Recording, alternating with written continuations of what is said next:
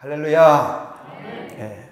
오늘은 버려야 얻는다 라고 하는 제목으로 여러분들과 함께 우리 마가복음 1장 14절부터 20절까지 말씀을 중심으로 하나님의 말씀을 나누고자 합니다.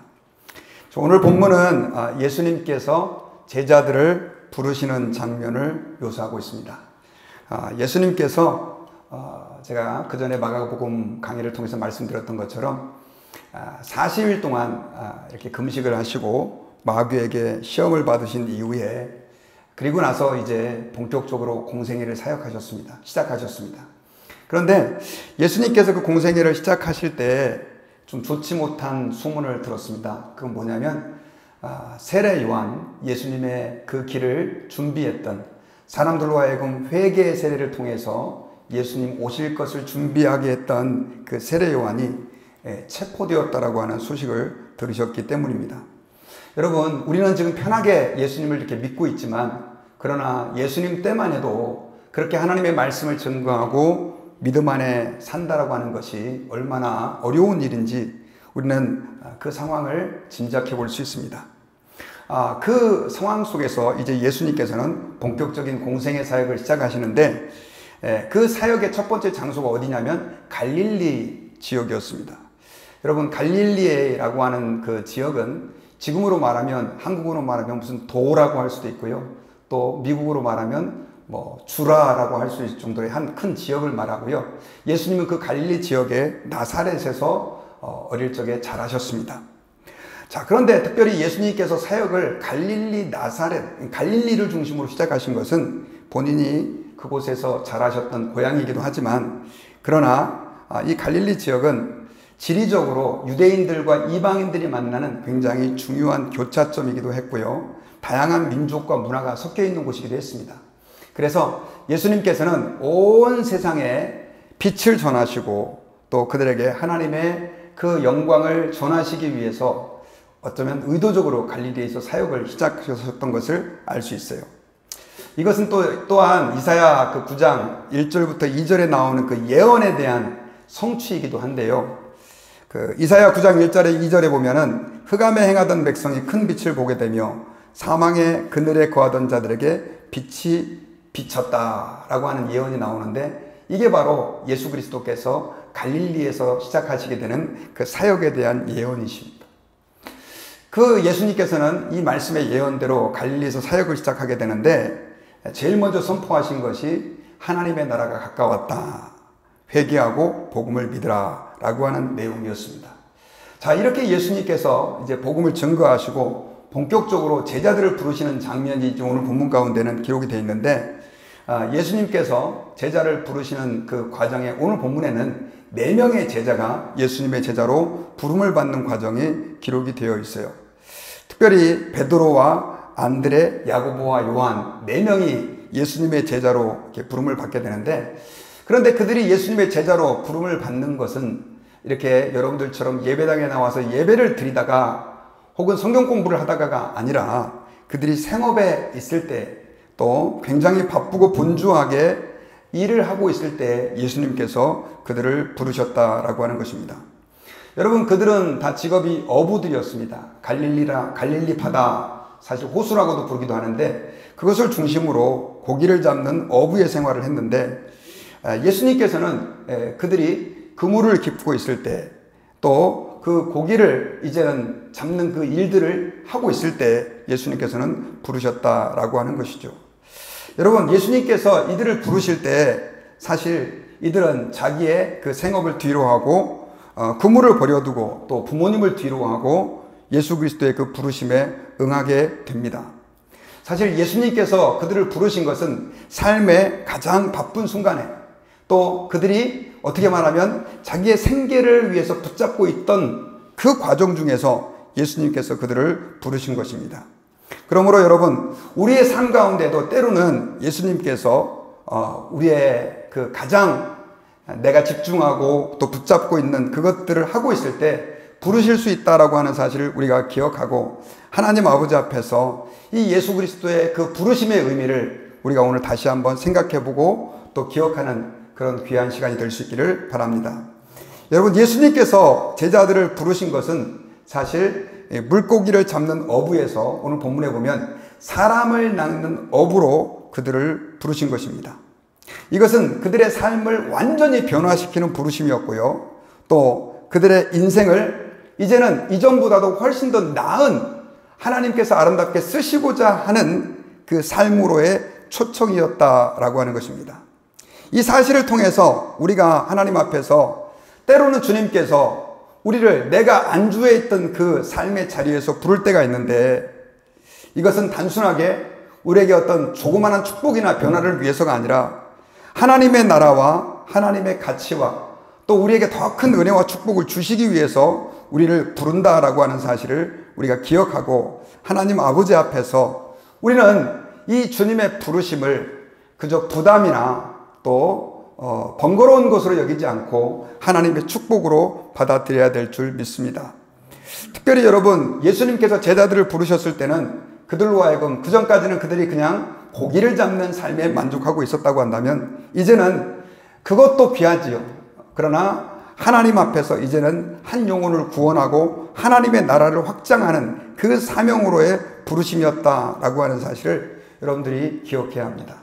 그런데 오늘 본문에 나오는 이 제자들은 이 예수님의 부르심에 대해서 그들은 정말 주저하지 않고 자기의 그 모든 것들을 뒤로하고 예수님의 부르심에 응답하게 됩니다. 그 부르심에 응답할 때, 특별히 그 자기가 붙잡고 있는 것을 내려놓았을 때, 우리는 그 예수님의 제자들이 이제는 예수님의 제자로서 본격적으로 주님의 제자가 되어서 하나님의 일을 감당할 수 있는 그러한 축복을 얻게 되었다라고 하는 사실을 우리는 기억해야 합니다. 여러분, 하나님께서는요, 예수님을 믿는 모든 사람들에게 이렇게 축복의 자리로 우리를 부르실 때가 있어요. 그냥 내가 어떤 일들에 매진해서 그 일들에게 분주하게, 또 그것이 마치 이 세상에서 다인 것처럼 그렇게 붙잡고 있을 때 주님께서는 우리로 하여금 나를 따르라, 내게로 오라 라고 부르실 때가 있는데, 많은 성도들은 사실 그러한 주님의 부르심에 부담을 가지고 자기가 붙잡고 있는 것에 대해서 집착할 때가 많이 있습니다. 그래서 그 주님의 부르심을 외면하고 어떨 때는 거절하는 경우도 있죠. 오늘 본문에 나오는 이 네 제자, 이 예수님의 제자들은 그러나 예수 그리스도께서 부르실 때 어떻게 말하면 절대적이었던 그들의 가족과 또 그들의 생업, 또 그들이 의지하고 있었던 그 모든 것들을 내려놓음으로 인해서 오히려 주님께서 준비하고 계셨던 더 큰 은혜와 축복, 또 하나님의 사역을 감당할 수 있는 특권을 누릴 수 있는 은혜를 얻게 되었다라고 하는 것입니다. 오늘날 여러분, 주님께서는 제자들을 부르셨던 것처럼 또한 저와 여러분들을 더 큰 은혜의 자리, 축복의 자리, 사명의 자리로 부르십니다. 우리가 겉으로 생각할 때는 그것이 부담스럽고 힘들게 느껴질지 모르겠지만, 그러나 하나님 아버지 앞에서 우리가 그 주님의 부르심에 응답하여 순종할 때 사실 제자들이 기대하지도 못했던, 우리는 지금 알고 있잖아요. 성경을 읽어서 그들이 얼마만큼 하나님께 아름답게 쓰임받았는지. 마찬가지로 우리가 알지 못하고 있었던 그 놀라운 일들을 주님께서 우리에게 보여주시고 하나님께서는 그것들을 공급해 주신다라고 하는 사실을 기억해야 합니다.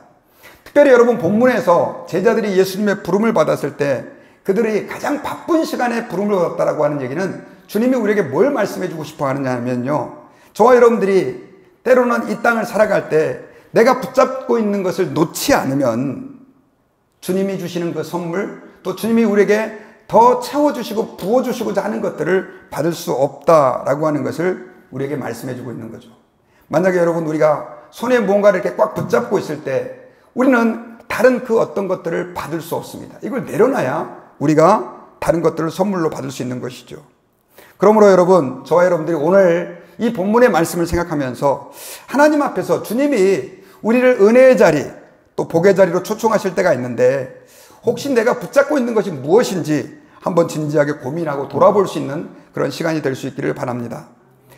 여러분, 우리도 모르는 사이에 직업 혹은 돈 혹은 또 인간관계, 자존심, 명예, 심지어 우리의 꿈, 계획, 이것들이 마치 절대적인 것처럼 붙잡고 그것에만 매달려 살 때가 너무 많이 있어요. 그러나 여러분, 주님이 우리를 향하여 더 큰 은혜와 축복의 자리로 부르실 때, 그것들을 잠시 내려놓을 때 하나님께서는 우리에게 더 놀라운 일들을 이루실 수 있다라고 하는 사실을 저와 여러분들이 기억하실 수 있기를 바랍니다. 여러분, 예수님께서는 사실 우리를 위한 구원자가 되시고 지금은 우리가 경배하고 예배하는 만왕의 왕이시고 통치자이세요. 그런데 우리가 예수님을 통해서 이렇게 구원의 은혜를 누릴 수 있게 된 것은 무엇이냐? 바로 예수님께서 자신이 누리고 계셨던 그 하늘의 영광 보좌를 다 내려놓으시고 이 땅에 사람으로 오셨기 때문에, 그리고 십자가에서 죽으셨기 때문에 그 일이 가능하게 되었다라고 하는 것입니다. 빌립보서 2장 6절부터 8절까지 보면 예수님은 근본 하나님의 본체심으로 하나님과 동등하신 분이므로 라고 하는 이야기를 하고 있습니다. 예수님은 하나님 아버지와 하나도 부족할 것이 없는 동등하신 그분이셨는데 그 모든 것들을 내려놓으심으로 우리를 위한 놀라운 구원의 은혜를 베풀어 주셨습니다.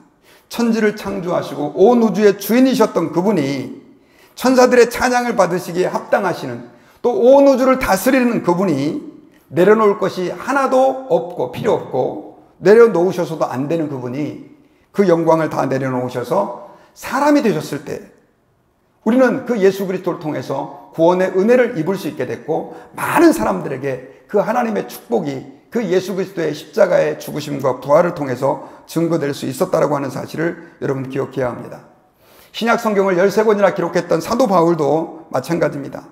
바울은 당시 유대 사회에서 학문적으로나 종교적으로나 많은 사람들이 부러워할 만한 위치에 인정받는 사람으로 서 있었습니다. 율법에 능통한 학자였고요, 많은 명성을 가지고 있고 최고의 학문을 연마한 사람이었었습니다.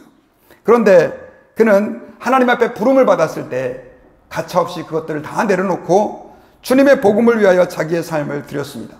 세상 사람들의 입장에서 보면, 또 많은 것들을 가지고 그것들을 향해서 노력을 하며 희생하는 사람들의 입장에서 보면 참 바보처럼 여겨지는 삶이지만, 그러나 그 누가 바울을 바보라라고 말할 수 있겠습니까? 그는 영혼을 구원하며 하나님의 말씀을 온 땅과 열방에 증거하는 엄청난 하나님의 도구가 되었다라고 하는 사실을 기억해야 합니다. 우리가 하나님의 백성으로 주의 자녀로 이 땅을 살아갈 때 때로는 여러분, 우리는 그래서 버릴 줄 아는 그런 믿음을 가져야 합니다. 모세도 여러분 히브리서 11장 24절부터 6절에 보니까요, 그가 하나님 앞에서 이스라엘 백성들을 구원하는 일을 위해서 쓰임받았을 때 그는 버리는 과정을 지나가야 했습니다.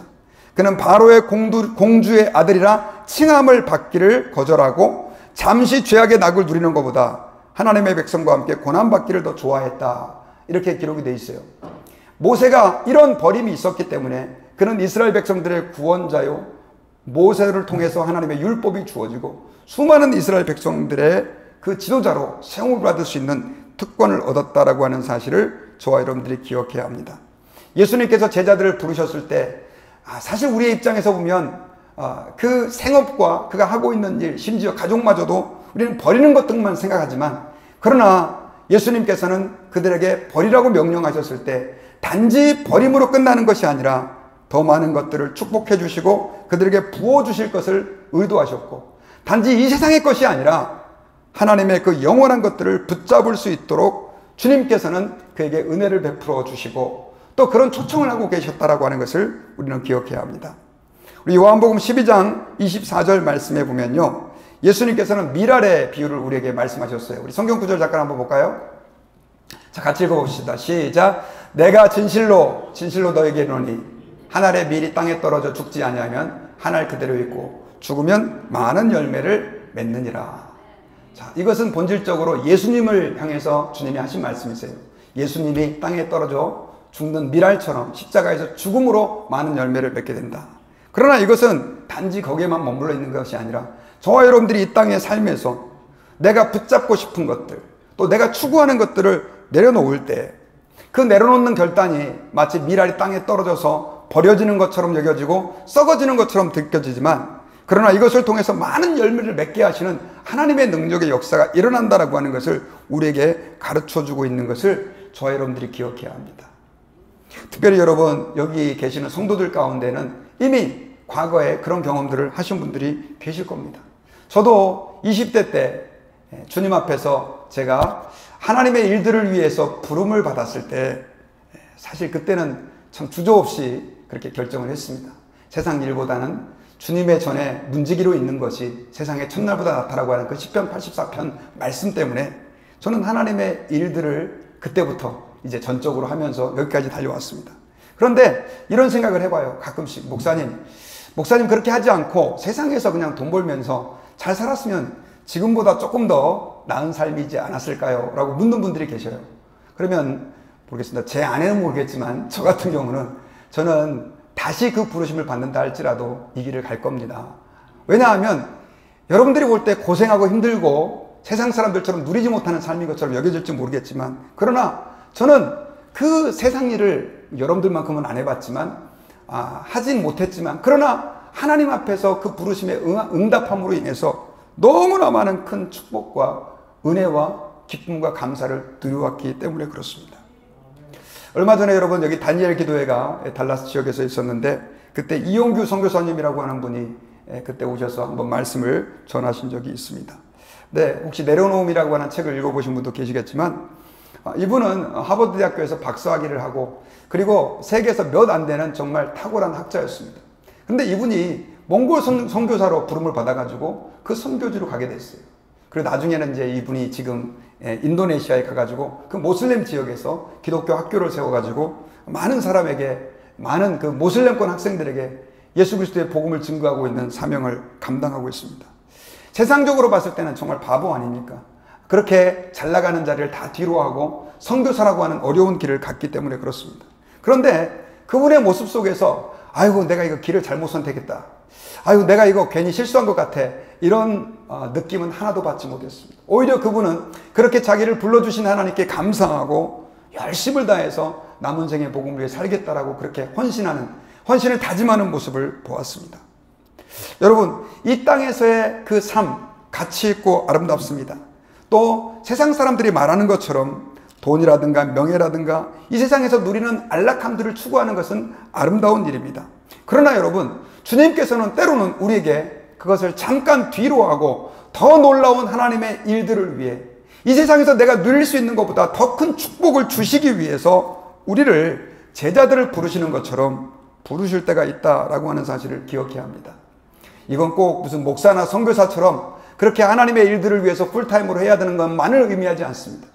우리가 하나님 앞에서 평신도로서도 우리가 조금 더 하나님 앞에 시간을 내어 주의 영광을 위해 살고, 조금 더 내 삶을 내려놓고 하나님의 그 일들을 감당하고 헌신할 때, 주님은 이 땅에서 내가 얻을 수 있는 그 은혜와 기쁨보다 훨씬 더 놀라운 것들을 우리에게 허락해 주신다라고 하는 것을 우리가 믿어야 합니다.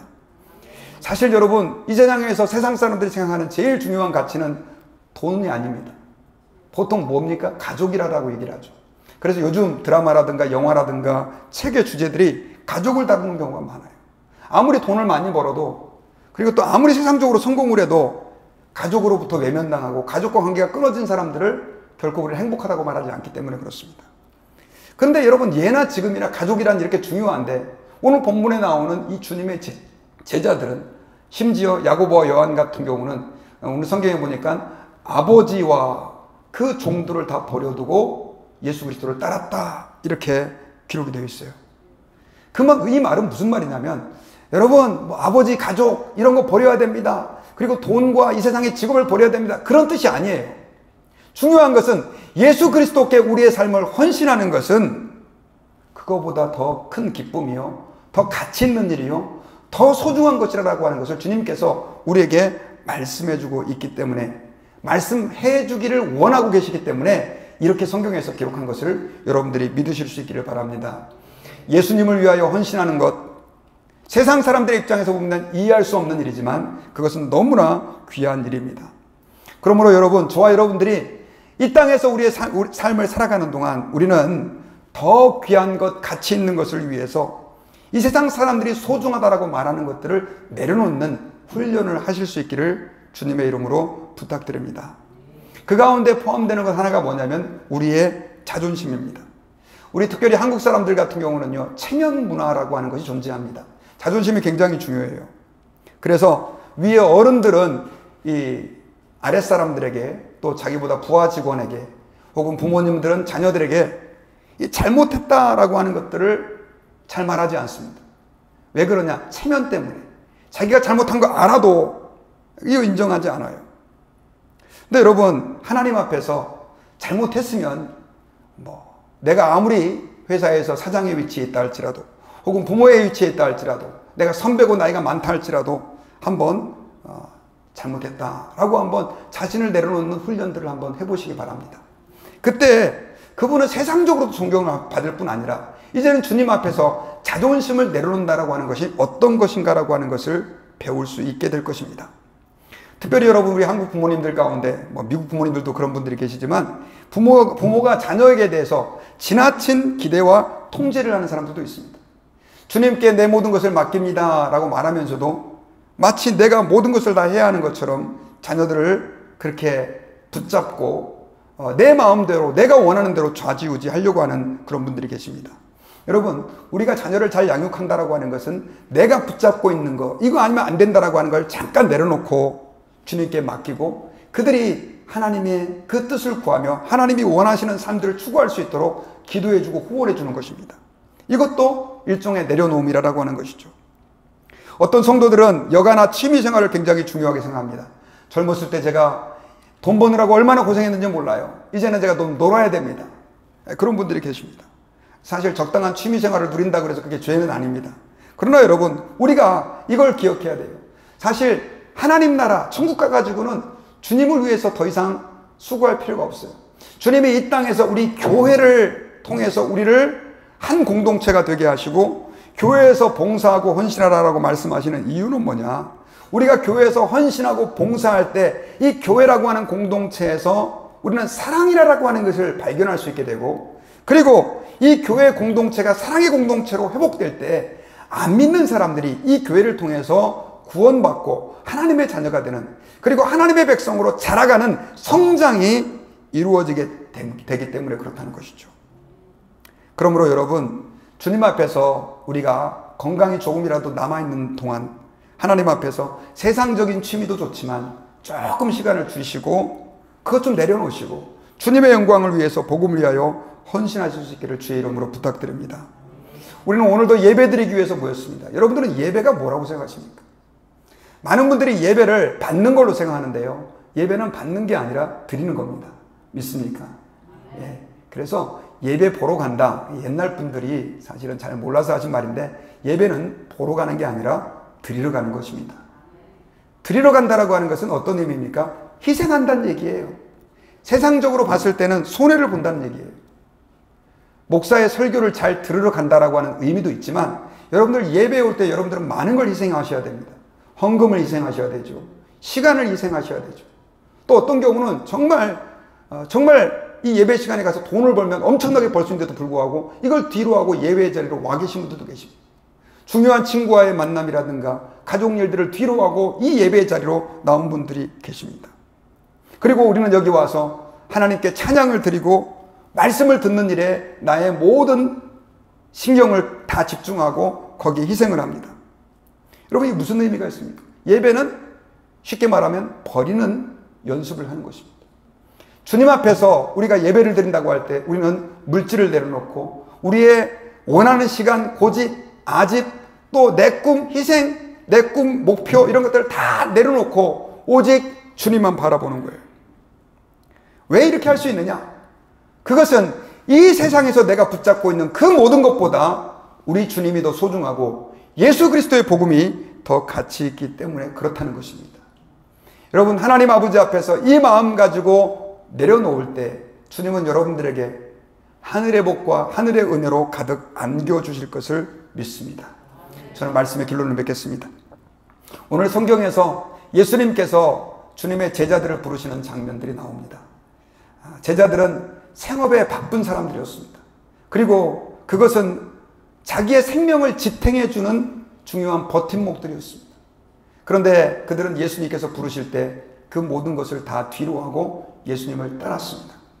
특별히 여러분, 마가복음에 그 장면이 이렇게 디테일하게 기록되어진 것은 무엇이냐면, 우리가 예수님을 따른다라고 하는 것은 그냥 취미생활로 종교를 갖는다라고 하는 것이 아니라 이 세상에서 내가 누릴 수 있는 그 어떤 것보다도 더 큰 행복과 기쁨과 감사와 소망이 예수님 안에 있고 하나님을 믿는 믿음 생활 안에 있다라고 하는 것을 말씀해 주시는 것입니다. 여러분, 그러므로 저와 여러분들이 행여나 아직도 무언가를 붙잡고 있는 그것 때문에 주님이 우리에게 주시고자 하는 그 축복과 은혜를 누리지 못하고 있다고 한다면 이 시간 여러분들이 잡고 있는 것을 내려놓으실 수 있기를 주의 이름으로 축원합니다. 내려놓을 때 주님은 여러분들의 그 빈손 위에 더 큰 것, 아름다운 것, 이 세상에서 여러분들이 얻을 수 없는 것들을 채워주시는 은혜가 있게 될 줄 믿습니다. 그 은혜가 저와 여러분들에게 있기를 주의 이름으로 축원합니다. 기도하겠습니다.